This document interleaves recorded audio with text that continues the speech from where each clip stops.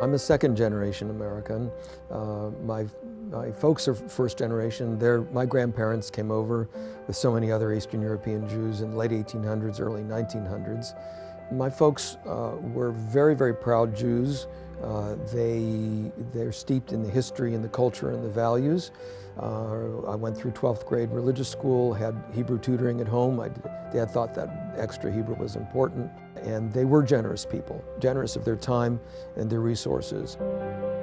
When I moved out to San Diego as a young man to start in practice here, my dad said, you need to give a gift every year to the Federation. And he told many anecdotes of people in his life who were givers.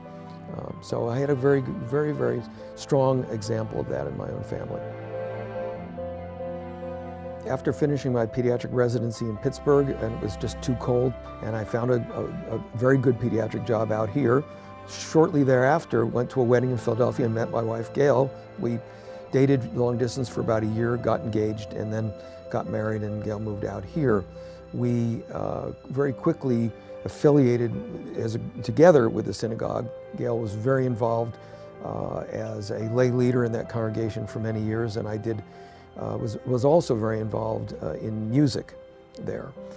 We also felt that Jewish camping was going to be an important part of our daughter's life.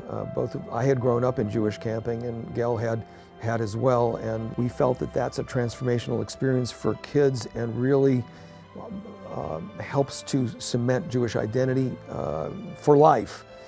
When Gail, of blessed memory, started to work here at the foundation in the early 2000s, she and Marjorie and others began to bring legacy to the Jewish community here.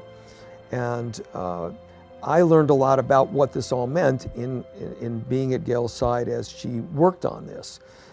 And that's when I realized that it isn't you're already giving to the institutions that you believe in your lifetime. How much more important is it to leave a legacy as much as you can afford to assure that institution can prosper long after you're gone.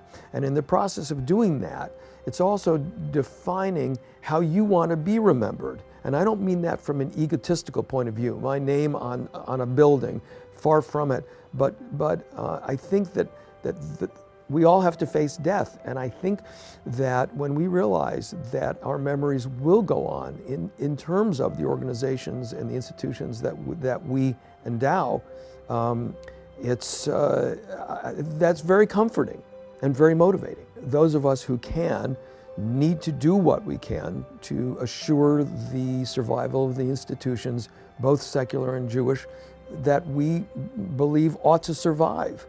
And that means putting our money where our mouth is.